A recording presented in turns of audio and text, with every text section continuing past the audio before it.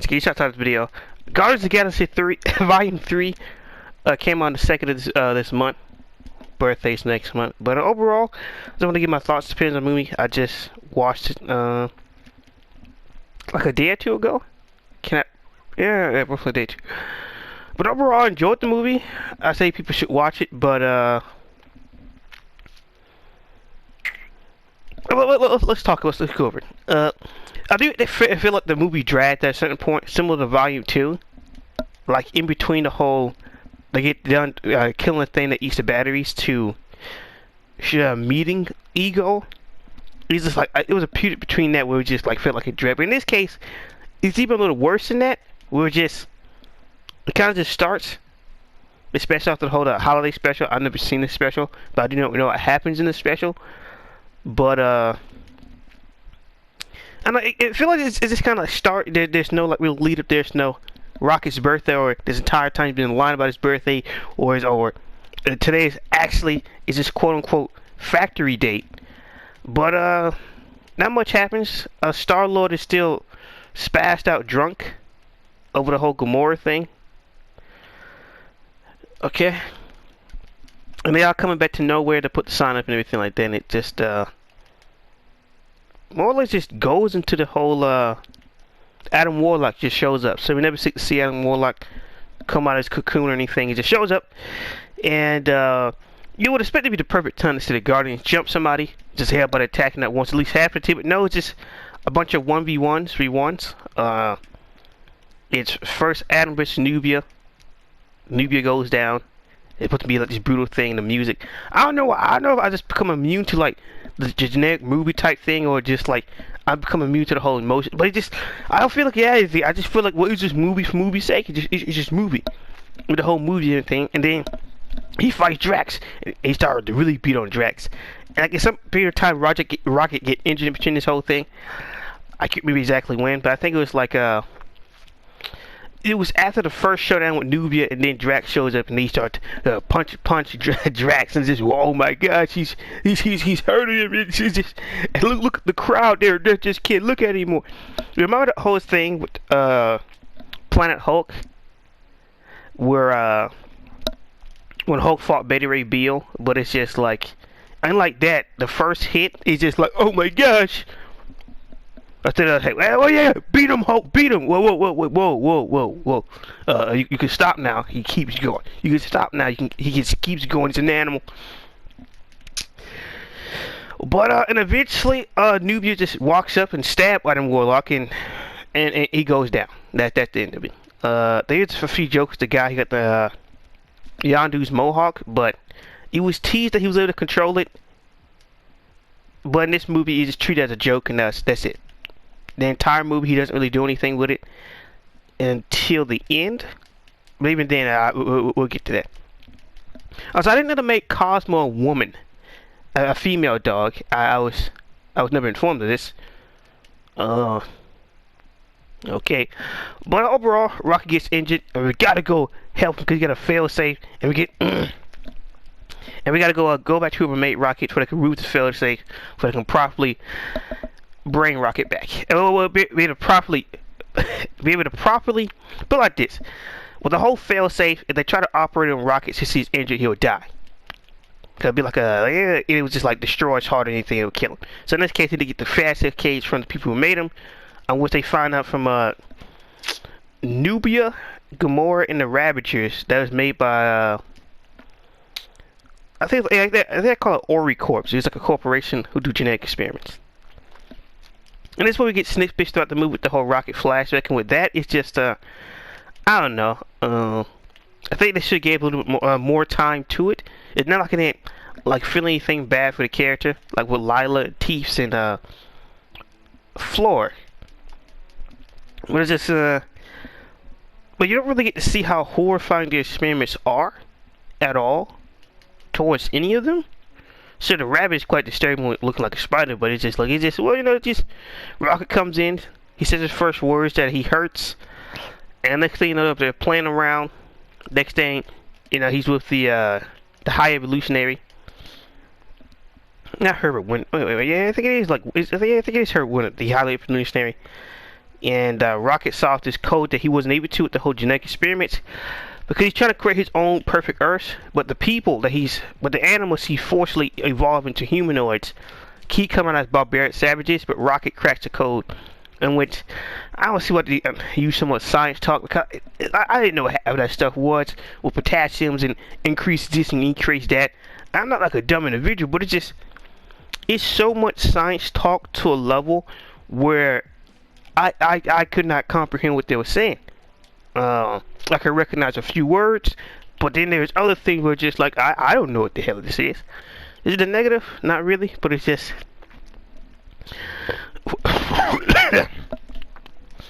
I wish I could have done more with that. But I would say one of the most, even though you don't give a lot of screen time with Rock with his friends, because it's only them. There is no other half-war type experiments. There's no full half-war planet.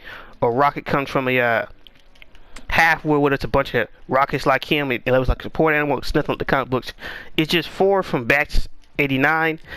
And eventually they find out that Herbert Wyndham, after the whole intelligence incident, is going to rip out Rocket's brain and study it.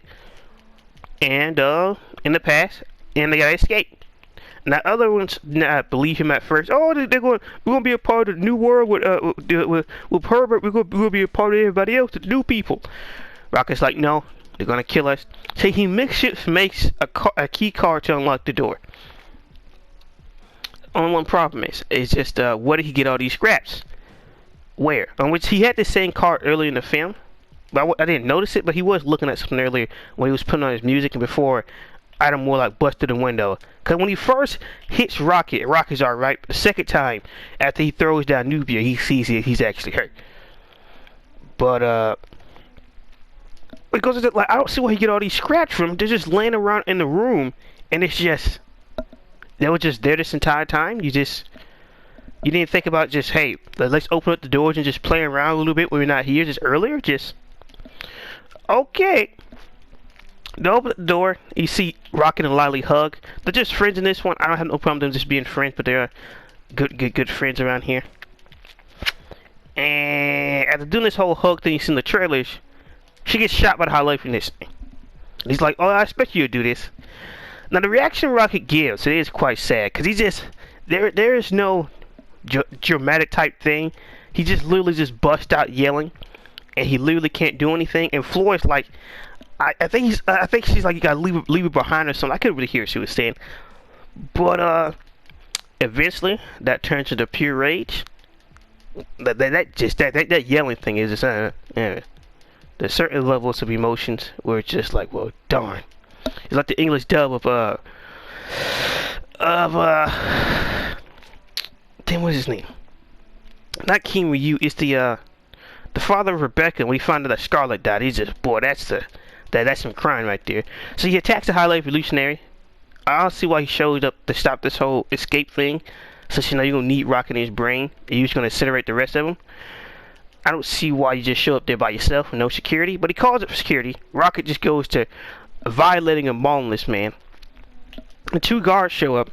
And they start shooting at Rocket. Rocket pick up a gun that the hallucinatory had and kill him. Now I don't know, they have some of those accidental aim in the world, because it seems like, well, if we can't kill Rocket, we're gonna kill somebody. And somehow, Teefs in Florida Rabbit and the Walrus gets killed.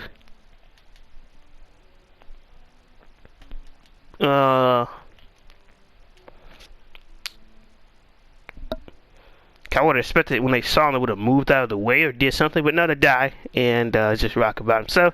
Eventually he escapes, get his own shit, because the whole plan was he's going to open up the door, and since he's able to pilot things, they already had this fascination with rockets. Hey, I'll be able to pilot ourselves out of here, but only Rocket makes it out, and that's it. I really do wish they had added a few more extra moments in this film with those two, well, with the group in general. Is just seeing the growth and the horrific experimentation, and how, hey, look, sure, we're getting beat up on and ripped to shreds, and we slowly being changed with these cybernetics, but hey, we got each other, we can have our own fun, we're playing games, and it's enjoyable. But no, it's just, overall, it lasts no more than like maybe 5 to 6 minutes, and it's just, I could have done a lot more. Which goes to the second problem that had the movie, the highly released dictionary. Herbert Wyndham. The comic book sees a human. in this movie, he's implied that he's an alien, just an alien humanoid that looks like the human race but aren't human. Which that does make the whole evolution thing a little bit detached from the world. But hey, everything else kind of fits. And with him, it's just there's no deeper character really. He's mad, he's upset at times, especially when Rock was able to do things that was just he's doing things that he shouldn't be doing out of his capabilities. But then he gets mad and drunk about it for some apparent reason, and then act friendly with Rocket, and then same old tell Rocket's gonna kill him afterwards.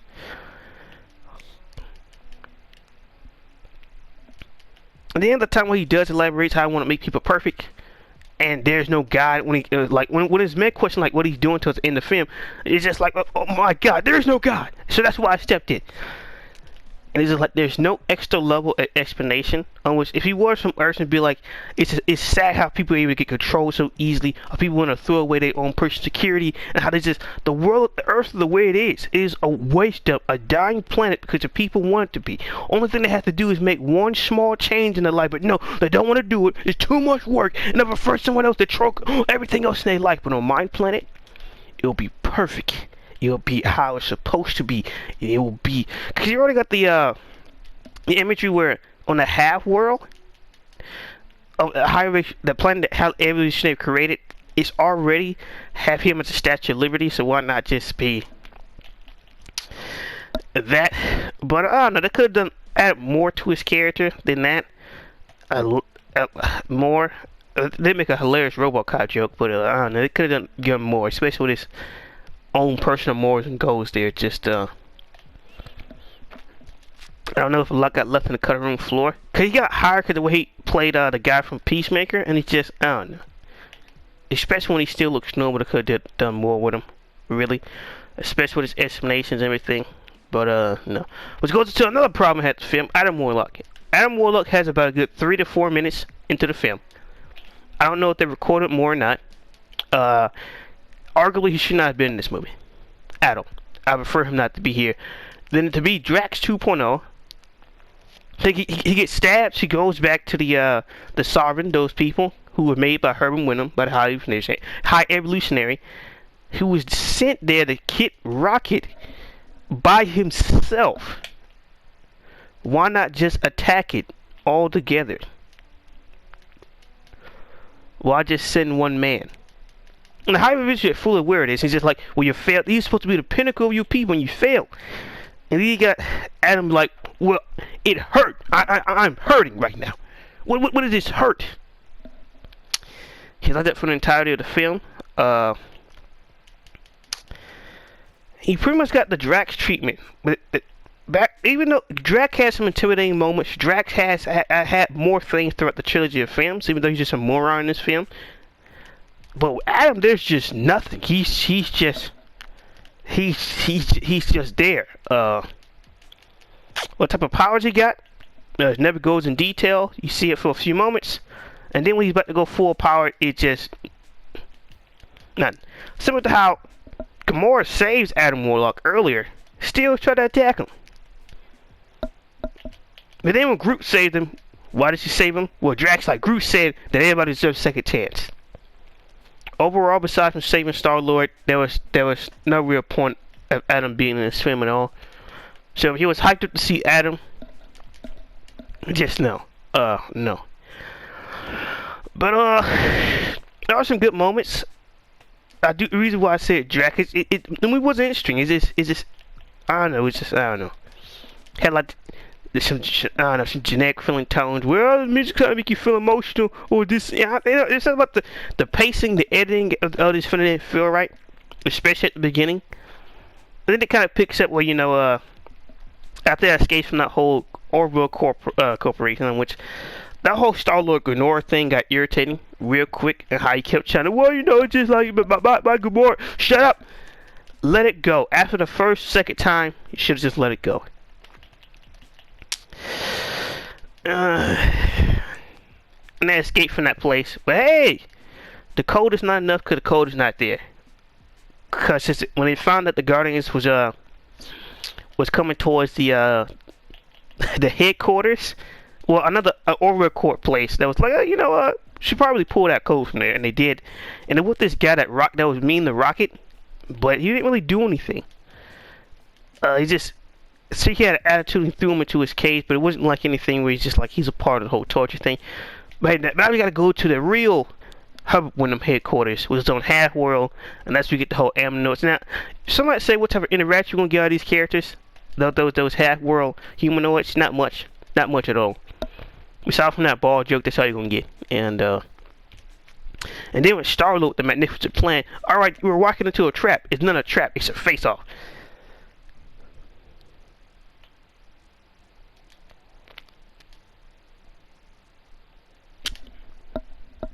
Well, all right, then, whatever you want to call it, then. Whatever you want to call it. And then there's some other half-war type creatures where it's just like a machine-like man-looking bear pig-looking thing. It's more pig. Sounds like a woman. And some others in which some of the creations of the highly evolutionaries just you're supposed to be creating these species and stuff, and then you just got some run-of-the-mill slapped together arts and crafts, high school construction work type projects where just like, well, damn, this should make a great character.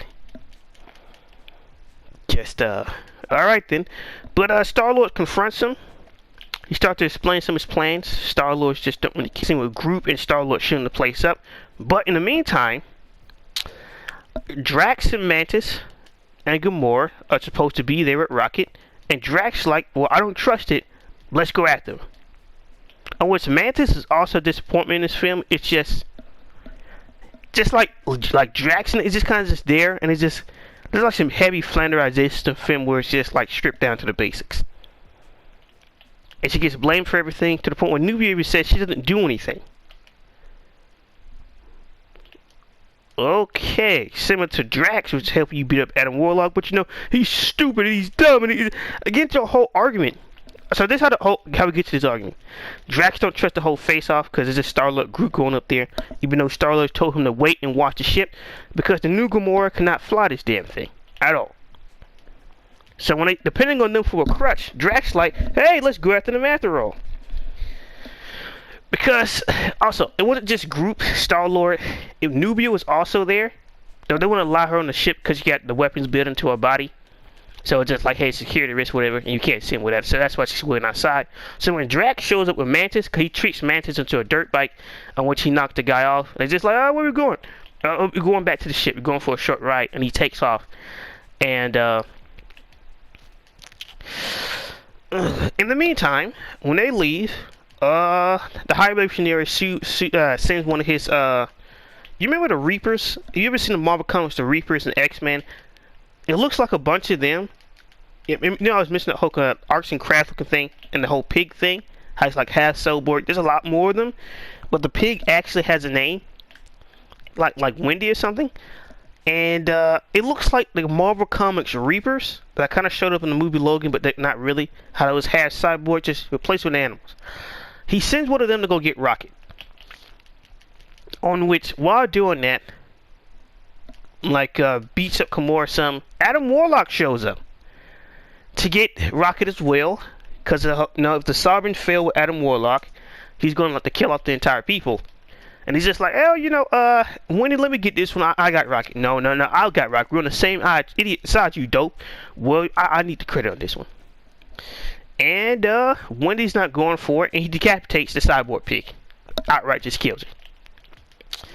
And then Gamora runs outside with Rocket, and she's looking around for where they went. And Gamora gets back into the other side of the ship. In the meantime, them going ballistic. They escape with the scientist guy, and they bust out the window and they're flying downwards, whatever, and they drag him and get the code from that guy who's like mean to Rocket. And Herbert's like, you know what, this place is kind of a failure once again, and especially since they don't have Rocket with the whole, like, the people of Half World are just dope. They can't think for themselves. Anything that haven't been thought of, they can't improve on it. So it's just like you're writing on a blank sheet of paper, but they can't improve or innovate or go any far beyond. He made Half World, but it's just like they're not going to advance in science or anything. They're just stuck to that same level. And Rocket was the only creation where it was like he was able to think for himself, but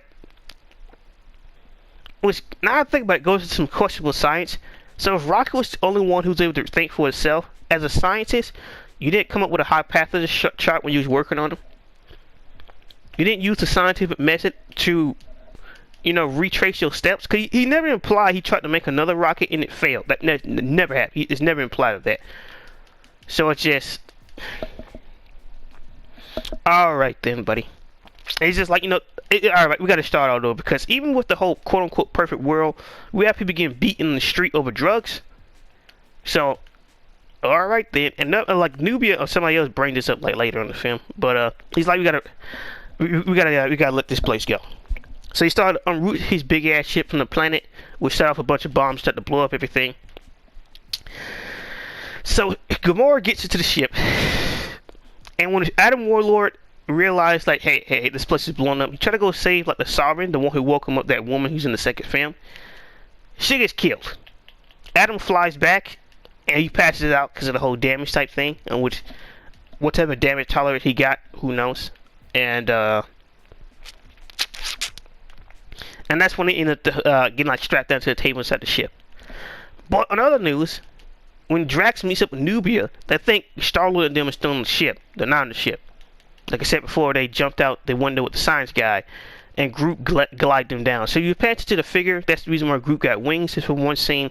And that's gonna work out. He glides down. The science guy dies in the process from the landing, and they rip out his science piece in his head and get the code from there.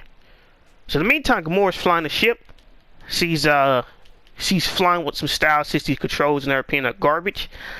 And she lands it. Star-Lord's gonna get on the ship. And they start the process of trying to save Rocket, the Wyndham ship, and trying to get Star-Lord in there.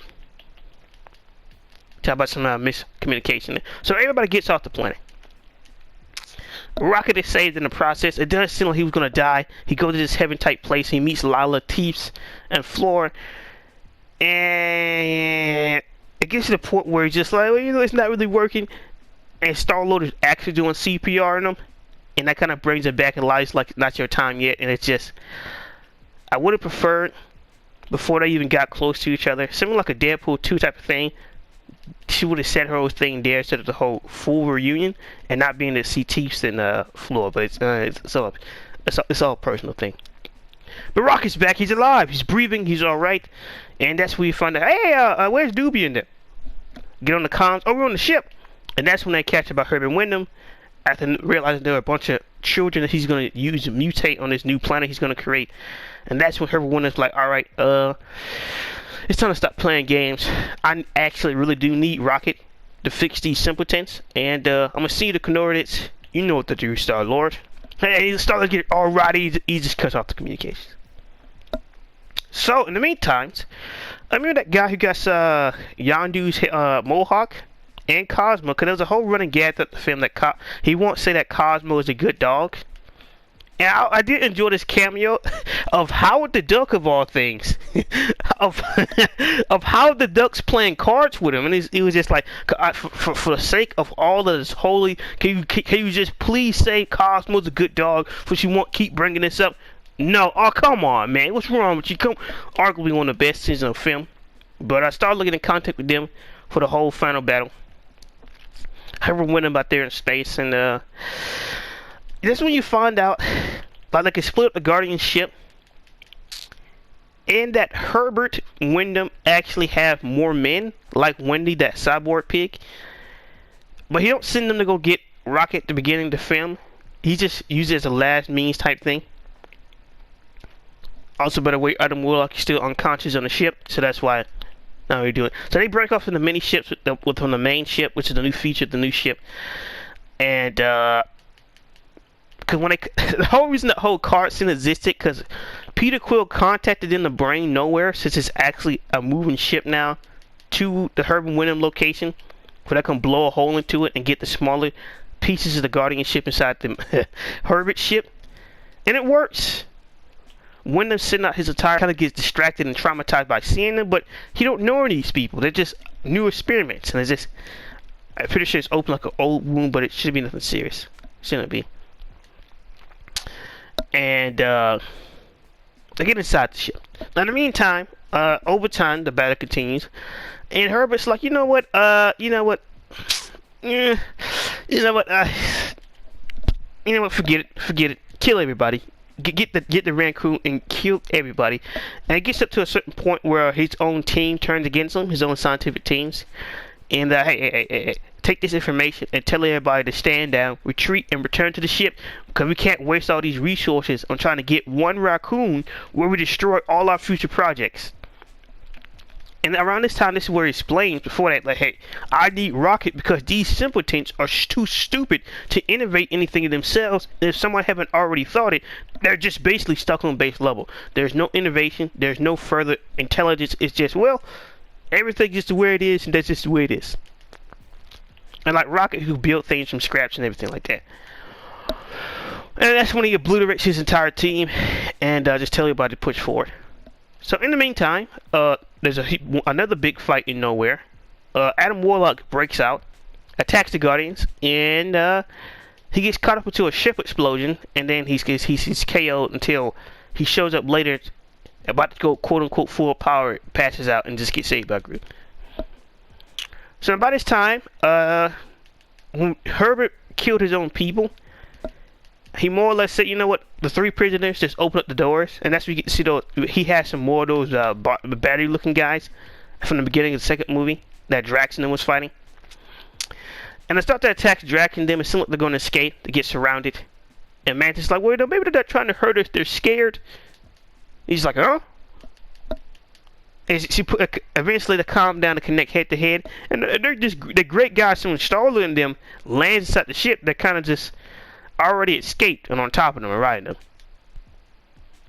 So now it has turned into, we got everybody, got the Guardians, but you remember those kids from earlier I mentioned? We gotta go save those kids that Herb was gonna use for the new half-world. Alright, then we get this amazing set piece where all the Guardians are fighting like a few of the cyborgs and the normal troop guys on the ship, and it was magnificent. It was just everybody finally teaming up, using all the abilities, Mantis and Drax and Gamora and Nubia to just go. It was an amazing scene, just.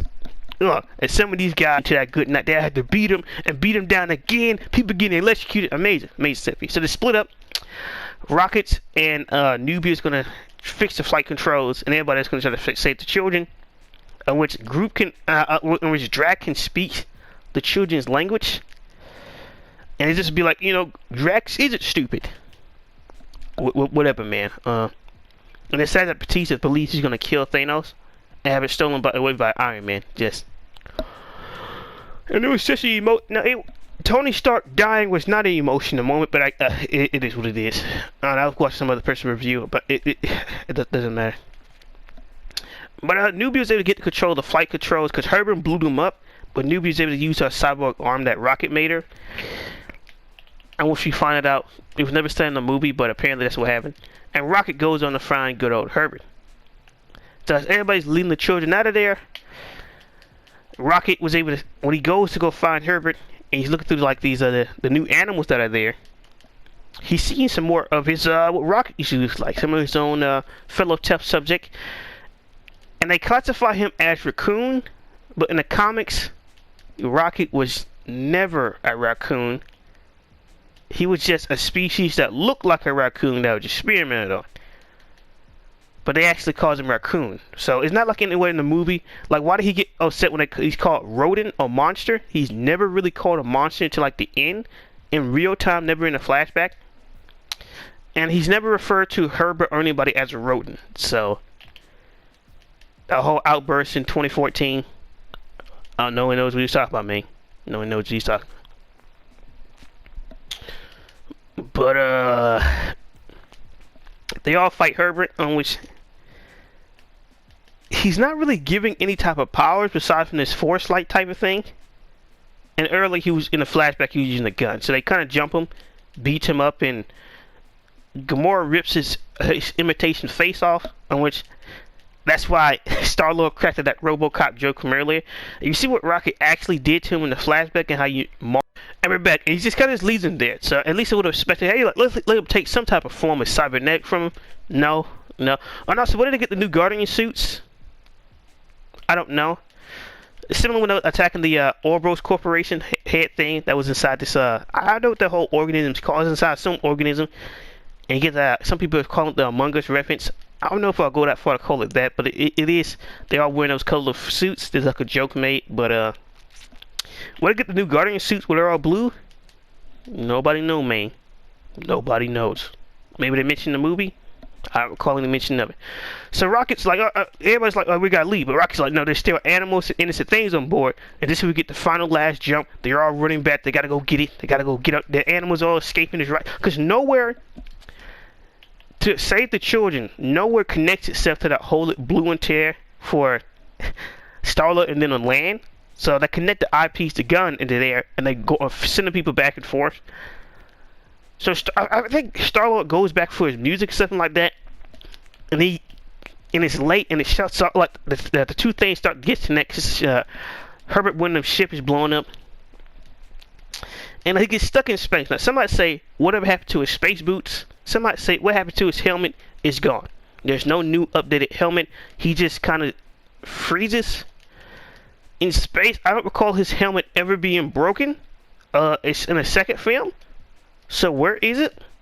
Even people who enjoyed this movie, just like a 10 out of 10, it was the best thing Marvel's released recently, which I think it's just recency bias. Just like, where's his helmet at? Nobody knows. And that's when he gets saved by Adam Warlock. Where's your... Like, I thought you learned this lesson from the first movie with Gamora. The second movie with Yondu is just... Like, even with the second movie, you didn't have any protection? Like, any space... Like, you didn't get any more of those suit coats? Like, you didn't do anything? Really? James. James. Don't... I hope none of this stuff is in the Superman movie. Please. But, he's saved by Adam Warlock after the whole... Why did Groot save me? Oh, because Groot believed that everybody deserves a second chance. And everybody escapes. Everybody goes back to nowhere. They put nowhere back where it was. Everybody's happy, cheery. They save the children and the animals. So you expect, are there any further connection to Rocket and those rocket-like things he saved? No. So there is in the like an Avengers TV show or anything like, hey, the Rocket has to get an extended family that was also there and experimenting on. No, none of that. None of that happens. But Thor split up. Gamora's never gonna join. She's fine with the Ravagers. Mantis is she wanna go do her own thing. And Peter, on which they brought up earlier that Peter has been neglecting to visit his grandfather, who's been alive all this time. And Mantis bring up, how did your grandfather feel that he lost his daughter and his grandson at the same time? And he's just like, well, you know, he was yelling at me and threw me out, which is a good point. But Peter's like, it's revealed later on in the ending, he's going to go see his grandfather. He's alive, they're happy, they enjoy cereal and stuff. It's just a great, good old time. So in the meantime, since everybody's leaving, Drax is going to stay here with Nubia and help out the children that Wyndham had. And all the rest of the Guardians are like, we're going to join Rocket. Because Peter Quill does make Rocket the new leader of the team, on which I enjoyed that. And they all respect Rocket. Now going into the future, the new team, so there's Groot, the guy with Yondu's helmet, Adam Warlock, one of the children, and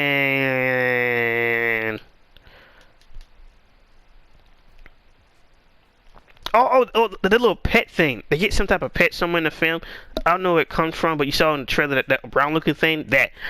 And that's the new Guardians team, which is a solid team to continue to show up in the future movies. I like Rocket, so it's just no problem there. But overall, nobody dies in the movie. On which for a trilogy, I'm glad they didn't. Because usually, well, you know, the hyped up in the trailers, it never said anything confirmed. It just looked like desperate times, desperate measures. Even that whole scene where Rocket's on his back, and it's like you see the metal pieces in his face, that was just a flashback scene. So I am glad that they didn't. It just wrote off all the characters, gave them a good ending, and I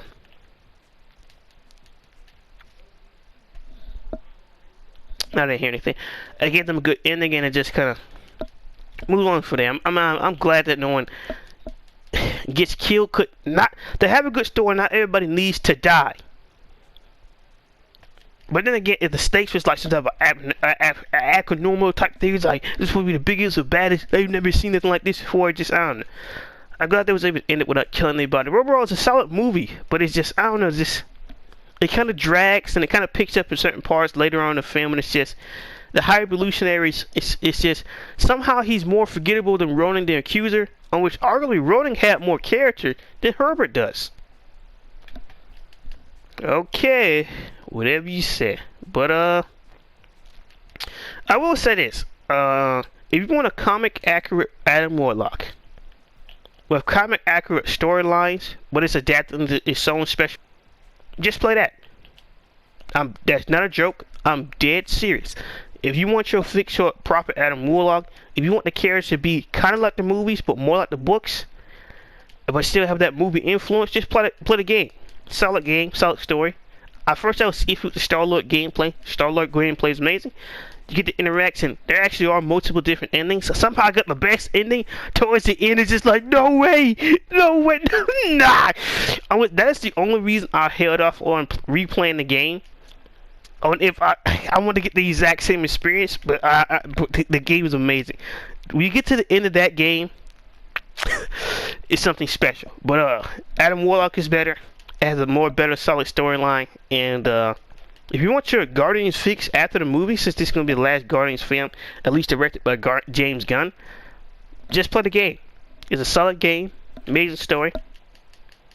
You get all the characters you want. Even have like some Guardian skins in there. So if you want some more of that Guardians fix, just play the Guardians of the Galaxy game by Square Enix. Amazing. But overall, what would I rate the movie? I think I'd give it a 7. When I first saw the end of the movie, even like 1/3 of the way to the movie when I go through that drag period, I didn't know I was going to rate it. But if I had to be forced to give it a rating, I'd say like a 7. I'd say like a 7. Like, it's like some leeway, but it's nothing above like a 7.5. Where it's just like, it's not really an 8, but 7 would be, not 100% what it would be. But overall, it's a solid 7. I think it's a solid movie. I do think there's some very strong recency bias, though. I mean, very strong. Well, it's not like Black Widow or Doctor Strange or anything like that. It's just, sir, maybe because your defenses and armor has been weakened, but I've just been watching movies I actually want to watch, so my armor is pretty thick. And I got done watching The Bad Guys. Amazing film. Yeah, amazing film. Amazing film. There was like one or two small things, which wasn't major, but overall, I was sitting there, movie like this is some great stuff. Some great stuff. But overall, other than my thoughts and opinions on the movie, it was a solid movie. I think it is a good way to end off the trilogy, and even if you want to get some more insight on Drax and his backstory, even with that, I get a further Guardians of the Galaxy fleshed out world. Just play the game. It'll give you all your needs and everything you want. You play that game, you should be alright. Remember, thing, hold it down. And remember, you're a monster. A bipedal monster. You're not a full drag. If you're WK, peace.